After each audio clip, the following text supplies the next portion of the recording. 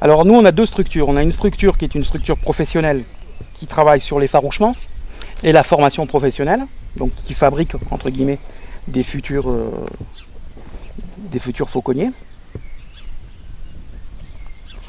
Et on a le statut association de l'autre côté pour développer tout ce qui est chasse au vol et je dirais relation au rapace. Voilà. Donc on a les deux casquettes et les gens qui viennent travailler avec nous sont des gens qui soit veulent faire de la chasse au vol à titre du particulier, à titre de l'agrément, soit des gens qui veulent devenir fauconniers professionnels et qui veulent travailler plusieurs sortes de rapaces. Parce que travailler un aigle, c'est pas travailler un faucon, c'est pas travailler une buse, c'est différent. Chaque oiseau, déjà chaque individu a une sensibilité différente, mais chaque espèce aussi a une sensibilité différente. On ne travaille pas un aigle comme on travaille un faucon cresserelle, ou comme on travaille une grosse buse à queue rousse. La première chose, c'est permis de chasse. Et oui, parce que ce sont des armes de chasse. Donc la détention est soumise au permis de chasse. Et dans la loi d'agrément du 10 août 2004, vous avez le droit à 6 spécimens seulement. Et après, il y a le certificat de capacité pour les professionnels. C'est-à-dire pour nous. Et puis, bon, c'est pas tout le monde qui est capable de travailler tous les oiseaux. Il y a des gens, ils vont très bien travailler avec du faucon, ils vont pas s'habituer ni aux buses, ni aux nocturnes. Il y a des gens qui vont pas aimer travailler au contraire tout ce qui est faucon. Ça dépend vraiment des sensibilités des gens. Après, moi je suis plus un oiseleur qu'un fauconnier. Parce que je travaille tous les oiseaux. Et puis, bon, tous les rapaces, parce que j'aime beaucoup les rapaces. Mais on pourrait travailler aussi du perroquet, hein, ça se travaille le perroquet. Alors quand on dit qu'un rapace, il n'y a pas d'affect avec un rapace, c'est absolument faux. Parce que l'affect chez le rapace, notamment chez les aigles, quand ils ont un compagnon ou une compagne, si l'un d'eux meurt, ils sont célibataires à vie. Alors ce qu'il faut savoir, c'est quand même que ce sont les peuples indo-européens, donc les gens qui travaillaient les aigles et des gros faucons tels le faucon sacre, qui ont inventé la fauconnerie. C'est pas du tout européen, même si c'est la France qui a été le point d'orgue, l'apogée de la fauconnerie, c'est en France et c'est sous Louis XIII. Au niveau de la relation, on pense toujours que le rapace n'a pas de relation affective, ce qui est faux.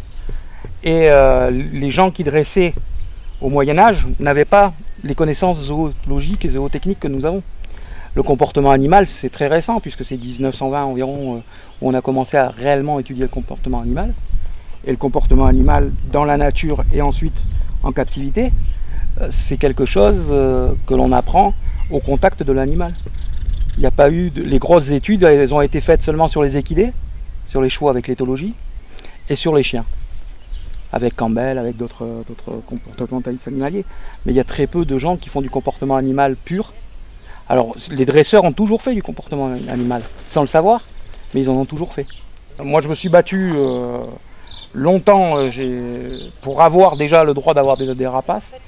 Je me suis mis hors la loi à un bon moment parce que justement, on voulait pas me faire passer le certificat de capacité, etc. Au niveau des administrations, j'avais des problèmes.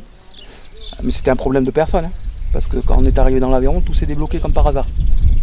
Donc c'était vraiment un problème de personne. Et après, maintenant, il est vrai qu'on ne peut pas mettre un rapace dans toutes les mains.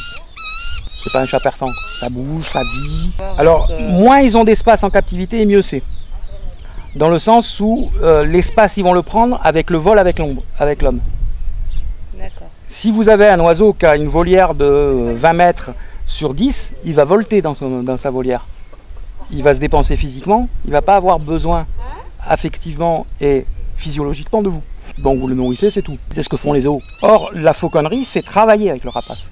Et travailler avec le rapace, bah, ça veut dire avoir des liens. Et le premier lien que l'on travaille avec le rapace et que l'on construit, bah, c'est le lien à la nourriture.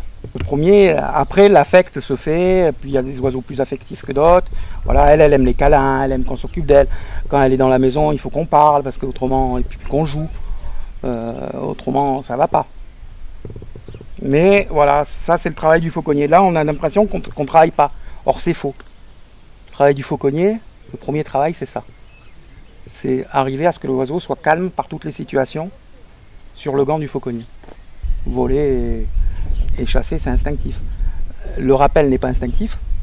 Et puis l'effarouchement, c'est-à-dire le travail, quand on travaille sur des espèces comme les pigeons, les étourneaux, etc., dans des lieux urbains, industriels, où l'oiseau n'a pas l'habitude d'y être, là c'est vraiment du travail de fauconnier. Et là c'est le plus gros travail du fauconnier.